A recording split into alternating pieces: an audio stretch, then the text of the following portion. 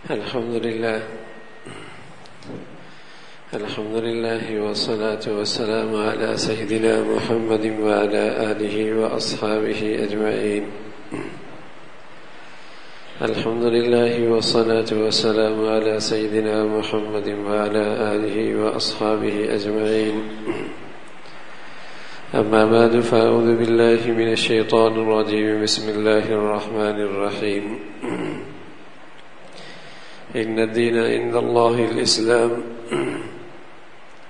وقال النبي صلى الله عليه وسلم: من حج لله فلم يرفث ولم يفسق رجع كيوم ولدت أمه، أو كما قال عليه الصلاة والسلام. صدق الله العظيم. اللهم صل على سيدنا محمد النبي الأمي وعلى آله وأصحابه وسلم. اللهم صل على سيدنا محمد النبي الأمي وعلى آله وأصحابه وسلم. میرے معزز مسلمان بزرگوں، عزیز بھائیوں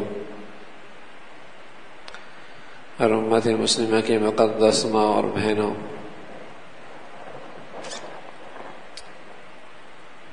اللہ کی رحمت متوجہ ہوئی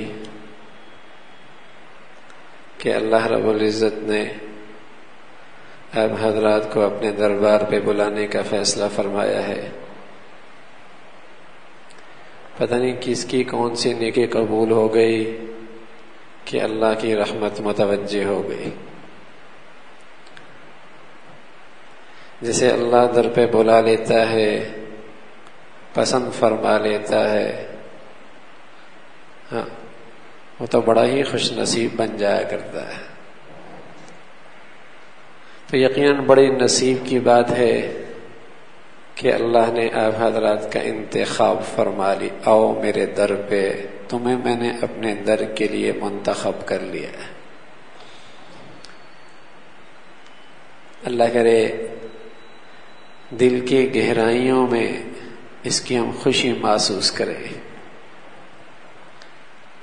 جب صدر صاحب بلاتے ہیں، 5 منٹ کا وقت دیتے ہیں، آدھا گھنٹہ لے لیتے ہیں، طبیعت بے چین نہیں ہوتی. ارے میاں 5 منٹ کے لیے کہتے آدھا گھنٹہ میرے ساتھ بیٹھ گیا.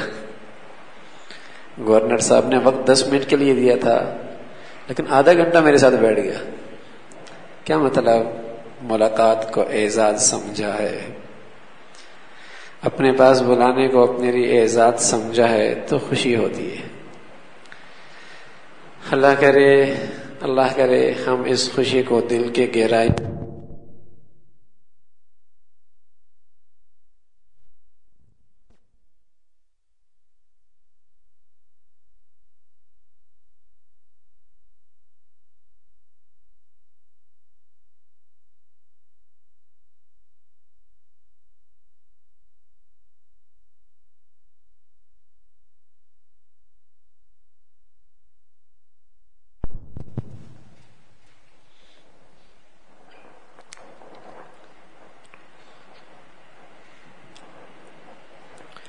تو میرے عزیزو، اللہ کرے ہم اس خوشی کو ہر لمحے محسوس کریں کہ کہاں جا رہے ہیں.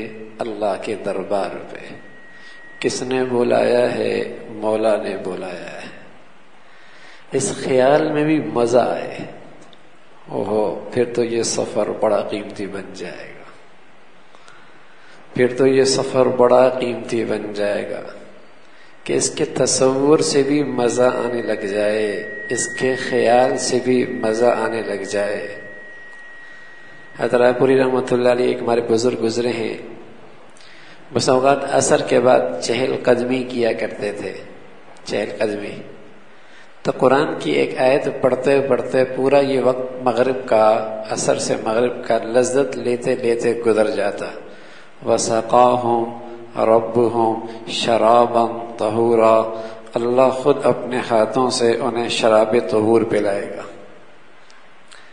یہ مزہ عاشق ہی سمجھ سکتا ہے کہ جب محبوب اسے کہہ دے کہ میں تجھے اپنے ہاتھوں سے پلاؤں گا تو کیا مزہ آتا. اس تصور میں کیا مزہ ہے، یعنی اس کا مزہ عاشق ہی محسوس کر سکتا ہے جسے اس کا محبوب کہہ دے ہم تجھے خود اپنے ہاتھوں سے کھلائیں گے پلائیں گے.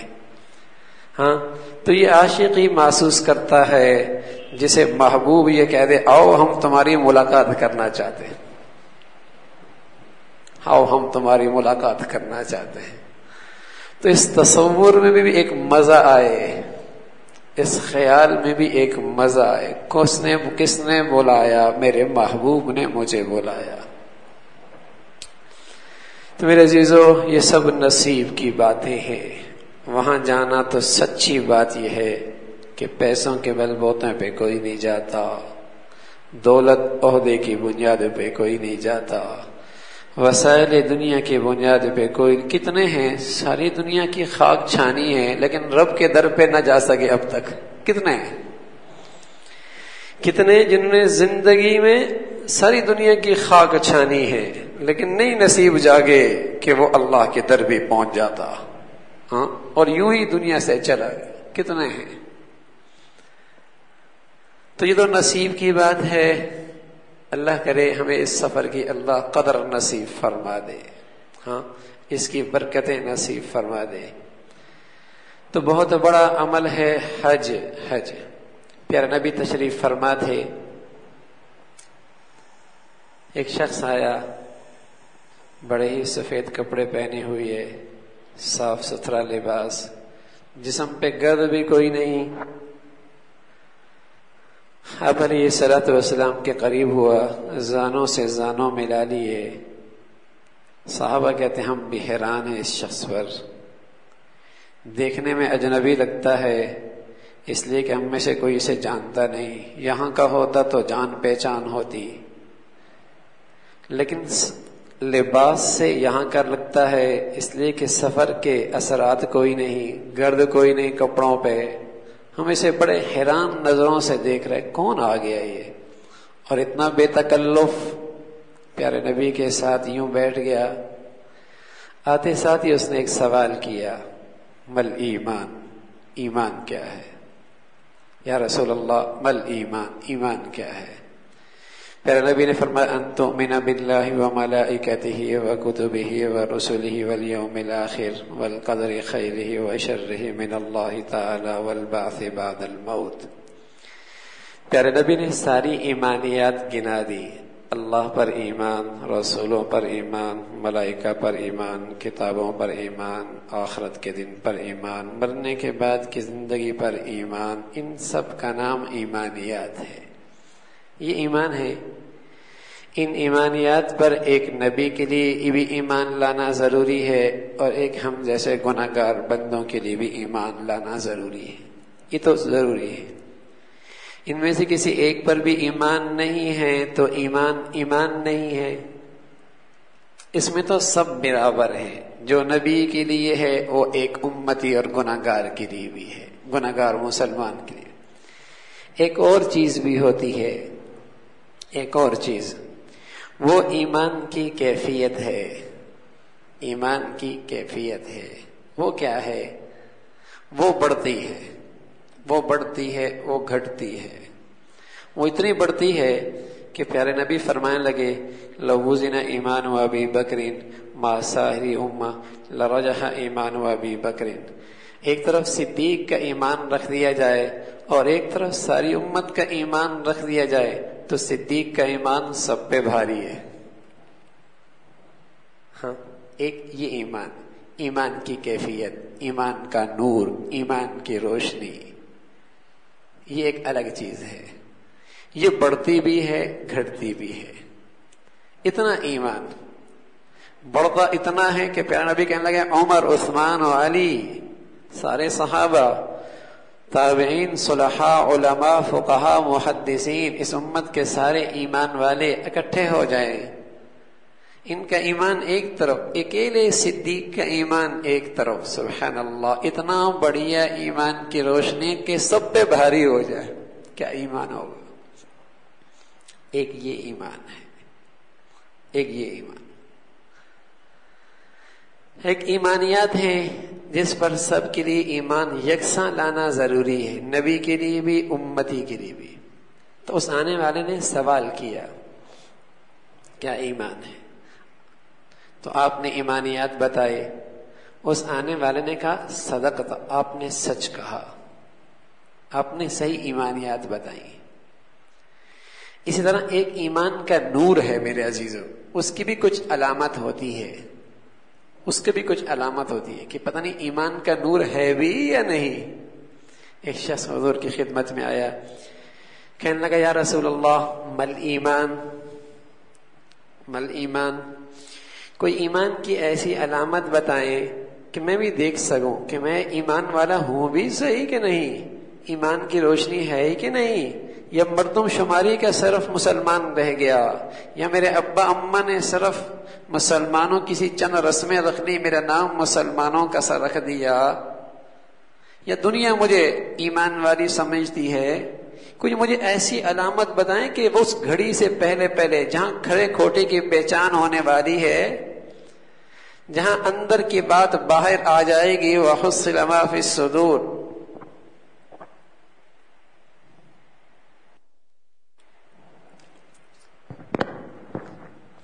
جہاں اندر کی بات باہر آ جائے گی، وَحُصِّلَ مَا فِي الصُّدُورِ، اس سے پہلے پہلے میں اندازہ کر سکوں کہ اندر ہے کیا، ایمان کی روشنی بھی ہے کہ نہیں۔ کہنے لگا یا رسول اللہ مل ایمان، کوئی ایسا پیمانہ بتا دے اس پیمانے میں دیکھ سکوں میں ایمان والا ہوں،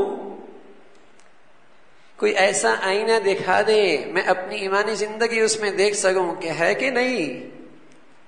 تو پیارے نبی نے کیا فرمایا، اذا سرتک حسنتک وساءتک سیئتک فانت مؤمن، جب تجھے تیری نیکی خوش کر دے، ساری دنیا ہاتھ سے چھوٹ جائے، نیکی کی زندگی مل جائے، تیرے اندر بہار آ جائے، کوئی بات نہیں، کچھ نہیں گیا، نیکی آ گئی تو سب کچھ آ گیا۔ وساءتک سیئتک، اور جب تیری زندگی میں اللہ کی نافرمانی ہو جائے، تو بے چین ہو جائے، بے چین ہو جائے، اگر یہ کیفیت ہے سمجھ لے تو صاحب ایمان والا ہے۔ اللہ کرے یہ ایمان کی روشنی ہمیں بھی نصیب ہو جائے۔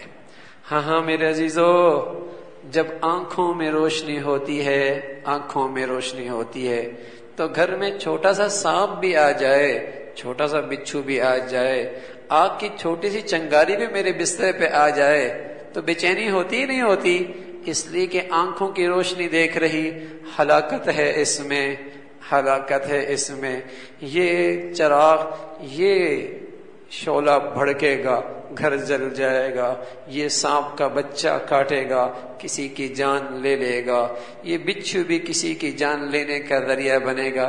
یہ سر کی آنکھوں کی روشنی بتا رہی ہے نا، کہاں چین رہتا ہے۔